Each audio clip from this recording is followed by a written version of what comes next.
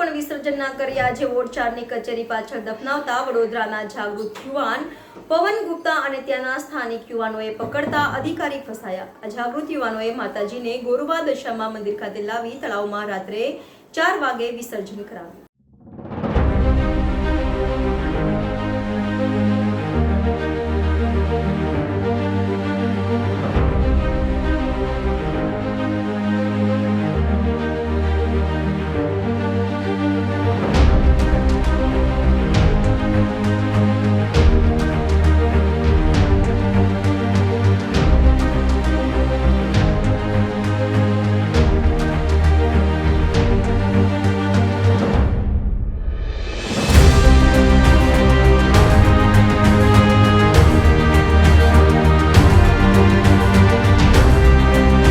શું નામ છે તમારું?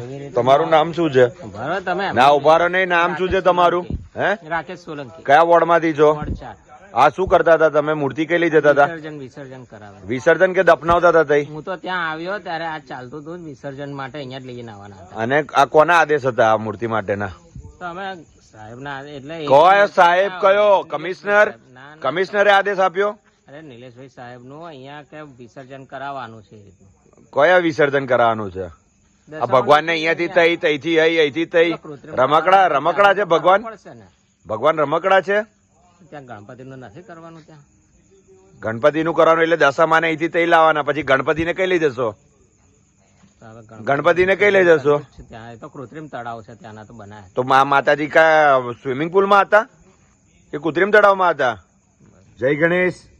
વડોદરા શહેરના સૌ હિન્દુ ધર્મના, તમામ સનાતન ધર્મના હિન્દુઓને એક વિનંતી છે, જે તમે કોર્પોરેશનને વોટ આપ્યા છે, આપણા હિન્દુ સરકારના, હિન્દુ મોદી કરીને આપણે વોટ આપીએ છીએ, એ લોકોના કઈ રીતના ધંધા છે તમે જુઓ।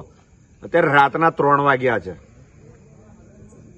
વડોદરામાં હરણી વિસ્તારમાં જ્યાં કૃત્રિમ તળાવ બનાવ્યું હતું દશામાં માતાજીના વિસર્જન માટે, એ માતાજીની મૂર્તિઓ ત્યાંથી લઈને વોર્ડ નંબર 4ના પાછળની ભાગ સંગમ પાસે વોર્ડ નંબર 4ના કોમન પ્લોટની અંદર ખાડો ખોદીને દફનાવતા હતા। આપણા માતાજી મુસ્લિમ થઈ ગયા છે, એ લોકો દફનાવે છે, એ દફનાવનાર પણ આ જ કોર્પોરેશન। કોઈ પકડ્યું? તો મારા ભાઈ પવને પકડ્યું રાત્રે। અને આ જો પવન ના હોત તો આ સક્સેસ થાત, અને આવું કઈ સુધી થાય? આ કઈ સુધી આપણે આવું બધું સહન કરવાનું? અમે પહેલા પણ કીધું કે અમે ગણપતિ બાપ્પા તમારા ત્યાં આપવા નથી માંગતા। અમને ખબર છે કે વિસર્જન તો એકવાર કૃત્રિમ તળાવમાં થઈ જાય છે, પછી ભગવાનને બીજે દિવસે ભૂલી જવાય છે કે ભગવાન કયા વિસર્જન કર્યા, ભગવાનની શું હાલત છે। આવી રીતે કચરાના ઢગલા બનાવીને અહીંથી તઈ, તઈથી તઈ, આ તો પવને ના પકડ્યા હોત તો માતાજીને દફનાઈ દીધા હોત। આજે માતાજી માટે એટલું લડ્યા, એટલું કર્યું પવનને ને ત્યાંના સંગમ વિસ્તારના તમામ રહીશો યુવાનોએ, તારે ભગવાન અહીંયા સુધી પહોંચ્યા છે।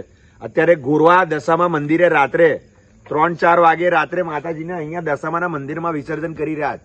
આ હિન્દુ યુવાનો ભેગા થઈને કે ભાઈ ધર્મ માટે બોલવું પડશે, લડવું પડશે, પણ આ સલાહો તો હવે એવું લાગે છે રાત્રે પણ પેલા બોટમાં આવું કર્યું, પેલામાં આવું કર્યું, ફેલિયર કર્યું, આખું વડોદરા ડૂબાડ્યું।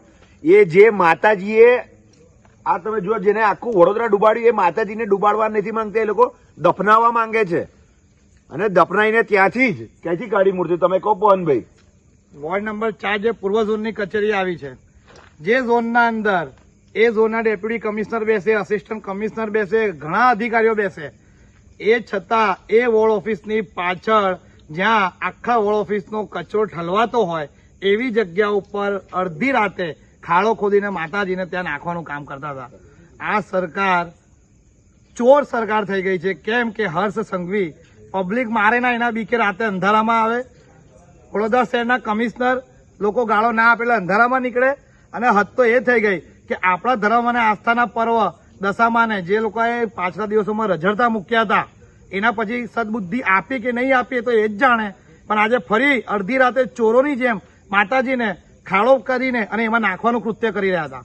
આ તો મને એવું લાગે છે કે ગણપતિ બાપ્પાએ મને એ સ્થળ પર અચાનક મોકલી આપ્યો, કારણ કે જે વ્યથા અને જે પરિસ્થિતિ દશામાની થઈ, બાપા નથી ચાહતા કે એમની થાય, તો એ એમના પોતાના આ પરિસ્થિતિનો અનુભવ ના કરવા પડે એના માટે અમને જાગૃત કરીને મોકલ્યો કે મારી માને બચાવો અને મારા તહેવાર આવી રહ્યા છે, મારા માટે પણ કંઈક કરો, એવી અમને સદબુદ્ધિ આપીને સ્થળે મોકલ્યો. અને આ કોર્પોરેશન અને આ અધિકારીઓ જે હિન્દુ હિન્દુ હિન્દુ કઈ કઈને 30 વર્ષથી ચલાવી રહ્યા છે, એ કેટલા સાચા હિન્દુ છે. અને જોડે જોડે હિન્દુ લખીને જે સંગઠનો ચલાવે છે ને, એ ચોર સંગઠનોને બી કહેવા માંગુ છું કે ફક્ત ભાજપની રેલીઓમાં જવા માટે હિન્દુ સંગઠન ના લખાવો.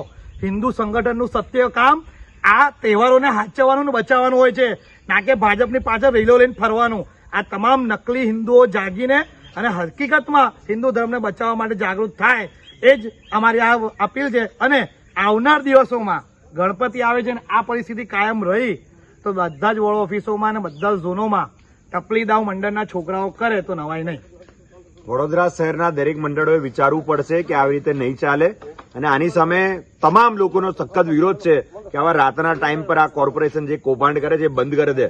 કમિશનરને કહે છે જે કોઈ આના લાગતા ઓળખતા હોય, મેયર, ચેરમેન, બેરમેન, આ બધાને કહીએ છે આ વસ્તુ બંધ થવી જોઈએ.